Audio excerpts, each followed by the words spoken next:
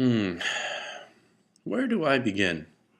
First off, Josh Van der Merlin, I really owe you an apology for somehow there's a mental block on me being able to pronounce your name. I'll just call you Josh.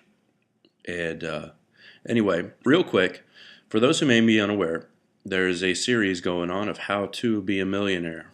Uh, it's an interesting thing, and I believe personally that it's important if you're one of those who who sits there and wonders why uh, financial success has not happened for you.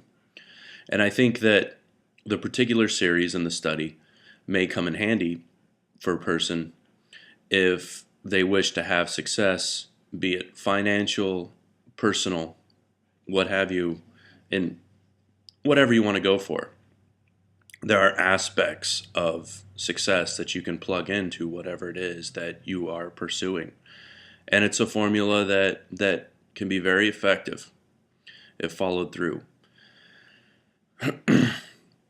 This is in a way, I didn't have too much room to respond appropriately in comments to Schaef, which is SchaefStudiosLLC. He made a what I would consider to be a somewhat dissenting view towards Josh's first video, in which Josh was talking about how many hours per week he puts towards work, um, and the overall swagger that Josh has that has made him what he is.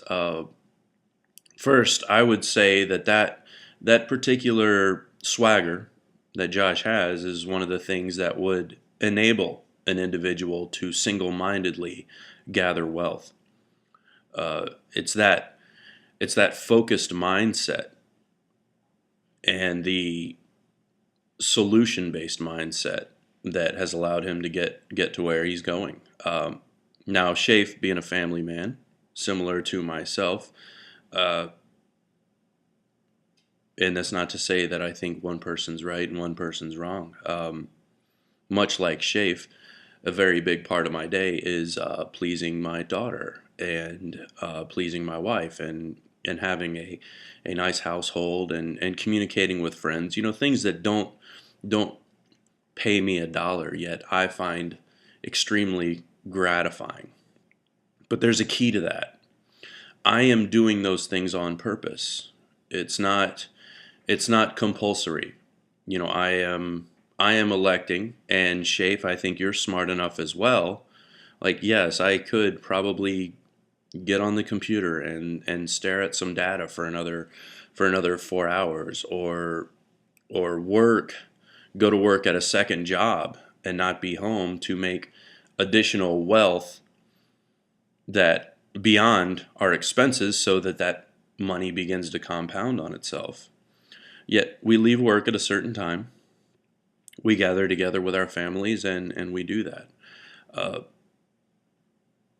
I think what that means, though, is that much like a person that is already a millionaire may not, those videos that Josh is putting out may not necessarily be for them. So it is for an already wealthy person who is choosing to have uh, less financial cushion at the moment in order to take care of their family and shoring up those interpersonal relationships. Um, I mean, can we sit back and say, well, gee whiz, what I'm doing is more valuable than what he's doing or she's doing or those people that work too much? I don't think we're qualified to say that. An interesting thing, I'm trying to think of the remarkably wealthy people that I know of, and they're all different, and they all have different values and different upbringings. And believe it or not, they don't always have a certain ilk in common. Josh and one other person are the only people that I know of well enough that were financially destitute, which led them to their single-minded pursuit of financial success. But that just has to do with in their path where they had established their values. In my comment on Schaef, your video, I put down what was it that I put? That I wasn't willing to put words into Josh's mouth over his intention. Obviously, Josh has a very big ego, and I don't think there's a problem with having a very big ego. In many lines of work, I'm not sure what you do, Schaef, but in many lines of work, mine's one of them, confidence is very much essential to being effective in my ability as a diagnostician, and it's also very important in a person who has to take great risks. It's very important that we believe in ourselves and our abilities, and it's a snowball effect, and we just trudge through it, and it comes back to that momentum that Corey C. was talking about in his momentum video. However, that does indeed work both ways. Whenever that snowball hits a hot patch and melts, and we're trying to get it going again, getting it to reestablish that momentum, the people that are successful in such things are those that continue to push even through the hard times. When that momentum isn't compounding on itself, still pushing along and still rolling with it. I hope you forgive me for the metaphor, but it's the only way I could really explain it. But I don't. I wouldn't be willing to say what Josh's intentions are with this video. Now, it could be as simple as a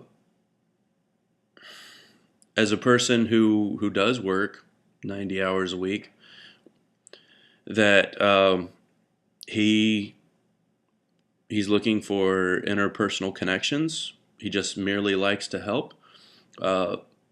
Many remarkably wealthy people that I know are amazing philanthropists. I mean, these people really, they give more back than so many people comprehend, and they're very generous people. That's not like Scrooge McDuck.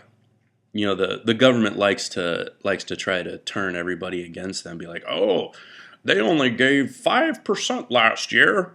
And, for some of those people, 5% may have been $2 million to charity. Now, whether or not their intentions were a tax write-off or whatever, $2 million, giving away $2 million is giving away $2 million. The percentage of whatever their wealth or income was, in my opinion, is irrelevant. If I'm working the Red Cross and all of a sudden I get a check for $2 million, I'm not like, oh well, this is only 0.00003% of the GDP, so screw it. No, $2 million is $2 million. I don't know. I'm falling off the rails here, but the idea is to live on purpose, and if Josh is able to snap one person out of the mindset that they're wasting too much time in a time when they could be educating themselves or pursuing that success that they wish to have, then that's great. Nobody likes to see someone get mired down and bogged down when you can be there to help. And I'm looking forward to Josh's series, and I can't wait to hear what they have, hear what's in store for us, because many self-made people, financially wise, they have some pretty solid philosophy, and it's always a joy for me to hear, because yeah, that's just me though, man. All right, I'm gonna zip off of here because it's Saturday and I'm going to work, and I'll be, let's see, this will be hours 51 through 55 for me just this week. The wife is already at work, and I want to say, let's see, she's been putting in 12-hour shifts since Monday. She's on her 6th day. What's that, 60? The wife will be closing out 72 hours of work today, but we'll have Sunday off. All right, man. We'll see everybody later. Y'all take care.